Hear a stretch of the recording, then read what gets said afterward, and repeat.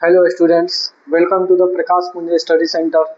तो इसके पहले अर्थव्यवस्था में हम पार्ट 1 में इसके अर्थव्यवस्था के बारे में कुछ जाने थे। फिर आज हम इसके बारे में यानी कुछ टॉपिक इसमें जानेंगे अर्थव्यवस्था का। ठीक है, यानी एक एक टॉपिक को हम इसमें बताएंगे।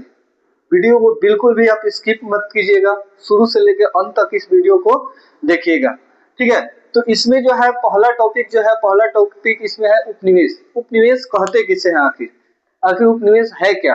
तो उपनिवेश उसे कहते हैं जब कोई देश किसी शक्तिशाली देश के नियंत्रण में रहता है, उसकी आर्थिक और व्यापारिक गतिविधियों उसकी शासक देश के अनुसार चलती है, तो उसे ही क्या कहा जाता है? उपनिवेश कहते हैं। यानी एक आसान भाषा में ये भी कह सकते हैं कि उपनिवेश हम उसे कहते हैं जब कोई शक्तिशाली देश किसी कमजोर देश पर अपना वर्चस्व को जमाता है, तो उसे हम लोग क्या कहते हैं? उपनिवेश कहते हैं। ठीक है, ये हम लोग आसान भाषा में ये भी हो सकता है। जैसे कि हमारा देश भारत देश यानी अंग्रेजों का क्या रहा है जी? उपनिवेश रहा है। कितना सौ साल तक? 200 सालों तक उसका क्या रहा है? उपनिवेश रहा है। ठीक है, अगला है अर्थव्यवस्था का अर्थ। अर्थव्यवस्था का अर्थ क्या होता है? तो रोज की जीवन में लोगों के अपनी आजीविका कमाने के लिए अलग अलग काम करते हैं। इसमें क्या होता है? अर्थव्यवस्था के अर्थ में ये होता है कि लोग जो है अपने आजीविका को चलाने के लिए अनेक प्रकार के काम करते हैं, तो उसे हम लोग क्या कहते हैं? अर्थव्यवस्था कहते हैं। ठीक है, अगला है आर्थिक क्रियाएं। आर्थिक क्रियाएं किसे कहते हैं? वे सभी क्रियाएं जिसमें हमें आय प्राप्त होती है, यानी जिसमें हमें काम करने के बाद कुछ धन प्राप्त होती है, पैसा कब प्राप्त होता है, तो उसे हम लोग क्या कहते हैं जी? आर्थिक क्रियाएं कहते हैं। ठीक है, अब देखिए, अब इसमें है दूसरा नंबर है अर्थव्यवस्था कहते किसे? शुरू से हम लोग पढ़ते आ रहे हैं, जब बोलते आ रहे हैं कि अर्थव्यवस्था अर्थव्यवस्था अर्थव्यवस्था। आखिर ये अर्थव्यवस्था है क्या? तो अर्थव्यवस्था का जो डिफिनेशन जो है, इसका डिफिनेशन का कोई अंत नहीं है। इसको डिफिनेशन को जो है अनेक तरीकों से हम लोग दे सकते हैं। जैसे एक जो डिफिनेशन है, अर्थव्यवस्था आजीविका अर्जन करने के लिए एक प्रणाली है। यानी कहने का मतलब कि अर्थव्यवस्था वह चीज है जिससे अपने जीवन को चलाने के लिए जो भी हम लोग काम करते हैं उसे हम लोग क्या कहते हैं? अर्थव्यवस्था कहते हैं। ठीक है, यानी जितने भी हम लोग काम करेंगे, ठीक है, वो सभी जो है काम अपने जीवन को चलाने के लिए। जैसे मान लीजिए कि हम यहाँ पर पढ़ा रहे हैं, ठीक है, तो हम यहाँ पर पढ़ा रहे हैं, तो हम यहाँ पर काहे के लिए पढ़ा रहे हैं? कि हमारा जीवन जो है अच्छी तरीके से चल सके। ठीक है, यानी तो यह जो क्या कहलाएगा? अर्थव्यवस्था कहलाएगा। ठीक है, अगला है आर्थिक क्रियाएं का कार्य। आर्थिक क्रिया का कार्य जो है कितने रूप होते हैं जी? कितने क्रियाएं होते हैं? दो काम करती है। ठीक है, एक जो है वस्तु और सेवाओं के उत्पादन, और दूसरा है रोजगार प्रदान करना। ठीक है, इसमें वस्तु और सेवाओं का उत्पादन करना, बोले कि लोगों को जरूरतों को पूरा करने के लिए। इसमें जो होता है, इसमें क्या होता है? लोग को जो भी आवश्यकता होती है, उस आवश्यकता को पूरा करना इसका काम है। 2 नंबर है रोजगार प्रदान करना, यानी लोगों को काम मिलना। यानी इसमें जो है लोगों को काम मिलेगा जिसमें आय अर्जित कर सकते हैं, यानी वो जो है वो इसमें क्या कर सकते हैं? धन कमा सकते हैं। ठीक है, टॉपिक है हम लोग का अर्थव्यवस्था की संरचना या ढांचा।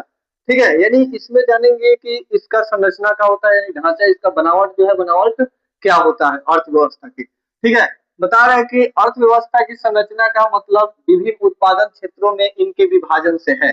ठीक है, यानी अर्थव्यवस्था की संरचना का मतलब क्या है जी? इसका मतलब यही है कि इसमें क्या होता है? इसका विभिन्न उत्पादन यानी अलग अलग प्रकार के उत्पादन से है। ठीक है, इसका उत्पादनों का क्या करना? विभाजन करना, यानी इसके बंटवारा। ठीक है, बता रहे हैं कि चूंकि अर्थव्यवस्था में विभिन्न प्रकार की आर्थिक क्रियाएं अथवा गतिविधियां संपादित की जाती है। अब इसमें हम आर्थिक क्रियाएं आपको बता दिए हैं। ठीक है, जो कि आपको कमेंट में इसका उत्तर देना है कि आर्थिक क्रियाएं किसे कहते हैं। ठीक है, बता रहे हैं कि चूंकि अर्थव्यवस्था में विभिन्न प्रकार की आर्थिक क्रियाएं अथवा आर्थिक गतिविधियां संपादित की जाती है, यानी अनेक प्रकार के अलग अलग प्रकार के इसमें गतिविधियां इसमें क्या की जाती है? तो इसमें कार्य करती है। ठीक है, बता रहे कि जैसे कृषि, उद्योग, व्यापार, बैंकिंग, बीमा, परिवहन, संचार आदि जो है इसके अंतर्गत, यानी अर्थव्यवस्था के संरचना के ढांचा के अंतर्गत क्या ये सभी क्या करती है? काम करते हैं। अब इसमें हम लोग ये देखेंगे कि आखिर ये जो है ये किस किस क्षेत्र में जो है काम करती है। ठीक है, यानी इन क्रियाओं को कितने भागों में बांटा गया है जी? 3 भागों में बांटा गया है। एक जो है पहिलका आपका प्राथमिक क्षेत्र है, दूसरा का जो है द्वितीय क्षेत्र है, और तीसरा का क्या है जी, तृतीय क्षेत्र है। तृतीय क्षेत्र को जो है हम लोग सेवा क्षेत्र के नाम से भी इसे जानते हैं। ठीक है, देखिए एक चार्ट के अनुसार, चार्ट के द्वारा जो है हम लोग इसको समझते हैं, इससे आपको जो है ऑब्जेक्टिव पूछ सकता है। ठीक है, यानी जैसे मान लीजिए कि ऑब्जेक्टिव पूछ दिया यहाँ पे कि तृतीय क्षेत्र को किस नाम से जाना जाता है, या तृतीय क्षेत्र का दूसरा नाम क्या है, तो तृतीय क्षेत्र का दूसरा नाम सेवा क्षेत्र है। ठीक है, यहाँ पर क्या होगा जी, सेवा क्षेत्र होगा। ठीक है, अब यहाँ पर प्राथमिक क्षेत्र, देखिए चार्ट के द्वारा जो है, चार्ट के द्वारा समझते हैं इसको। ठीक है, प्राथमिक क्षेत्र के अंतर्गत क्या क्या आता है जी, कौन कौन सी चीजें जो है इसके अंतर्गत काम करती है। ठीक है, तो प्राथमिक क्षेत्र के अंतर्गत कृषि, पशुपालन, वन, मछली पालन, ये जो है ये सब किसके अंतर्गत काम करती है, प्राथमिक क्षेत्र के अंतर्गत काम करते हैं। ठीक है, द्वितीय क्षेत्र के अंतर्गत क्या क्या काम करते हैं जी, उद्योग, निर्माण, गैस एवं बिजली। ठीक है, ये जो है किसके अंतर्गत काम करती है, तो द्वितीय क्षेत्र के अंतर्गत काम करती है। उद्योग जो है, उद्योग में कौन कौन, कुटीर उद्योग। अब जो है आपको कमेंट में इसका जवाब देना है कि कुटीर उद्योग कहते किसे। ठीक है, वीडियो को बिल्कुल भी स्किप नहीं करना है, शुरू से लेकर अंत तक इसको वीडियो को देखते रहना है। अगर वीडियो अच्छा लगे तो एक दूसरे के पास शेयर भी करते रहना है। ठीक है, यानी वीडियो को बिल्कुल भी स्किप मत कीजिएगा। चलिए आगे देखते हैं तृतीय क्षेत्र। तृतीय क्षेत्र के अंतर्गत जो है क्या क्या आता है, बैंक आ जाता है, परिवहन आ जाता है, संचार आता है, व्यापार आता है, और अन्य सेवाएं जो है, अन्य सेवा ये जो है किसके अंतर्गत आते हैं, तृतीय क्षेत्र के अंतर्गत। अब जो है इससे ऑब्जेक्टिव बन सकता है, इससे प्रश्न, देखिए आपको इस तरह कोई नहीं पड़ेगा, हम एक एक टॉपिक उसके साथ साथ में क्वेश्चन किस प्रकार से बनेगा, इसमें आपका ऑब्जेक्टिव किस प्रकार से बनेगा वो भी हम इसमें बताते चलेंगे। जैसे देखिए इसमें जो है, जैसे इससे प्रश्न बनेगा आपका, जैसे प्राथमिक क्षेत्र के अंतर्गत क्या क्या आता है, या जैसे पैसे पूछ दिया कि कृषि जो है, कृषि किसके अंतर्गत आता है, यानी किस क्षेत्र के अंतर्गत आता है, तो कृषि जो है किसके अंतर्गत आता है, किसके अंतर्गत, प्राथमिक क्षेत्र के अंतर्गत। अब मान लीजिए कि पूछ देगा कि निर्माण जो है, निर्माण किसके अंतर्गत आता है, तो द्वितीय क्षेत्र के अंतर्गत। ठीक है, अब इसमें से पूछ देगा संचार जो है, संचार किसके अंतर्गत आता है, तो ऑब्जेक्टिव में सेवा क्षेत्र भी दे सकता है और तृतीय क्षेत्र भी दे सकता है। ठीक है, तो अगर सेवा क्षेत्र दिया रहे तो सेवा क्षेत्र को मारेंगे, अगर तृतीय क्षेत्र दिया रहे तो तृतीय क्षेत्र को मारेंगे। अगला टॉपिक इसमें हम लोग उसी को जानेंगे कि प्राथमिक क्षेत्र क्या है। तो प्राथमिक क्षेत्र को कृषि क्षेत्र के नाम से भी इसे कहा जाना जाता है, यानी कहते हैं कि जैसे तृतीय क्षेत्र को सेवा क्षेत्र के नाम से जाना जाता है, ठीक उसी प्रकार से प्राथमिक क्षेत्र को हम लोग किस नाम से जानते हैं जी, कृषि क्षेत्र के नाम से भी जानते हैं। ठीक है, इससे ऑब्जेक्टिव हो सकता है कि प्राथमिक क्षेत्र को किस नाम से जाना जाता है, तो प्राथमिक क्षेत्र को कृषि क्षेत्र के नाम से भी इसे जाना जाता है। ठीक है, इसके अंतर्गत कृषि, पशुपालन, मछली पालन, जंगलों से वस्तुओं की प्राप्ति जैसे व्यवसाय इसके अंतर्गत आते हैं। यानी जो चीज हम लोग जंगलों से प्राप्त करते हैं, जो वस्तु हम लोग जंगलों से प्राप्त करते हैं, वो भी किसके अंतर्गत आता है, तो प्राथमिक क्षेत्र के अंतर्गत ही वो आता है। ठीक है, अगला है द्वितीय क्षेत्र। द्वितीय क्षेत्र को औद्योगिक क्षेत्र के नाम से भी इसे कहा जाना जाता है।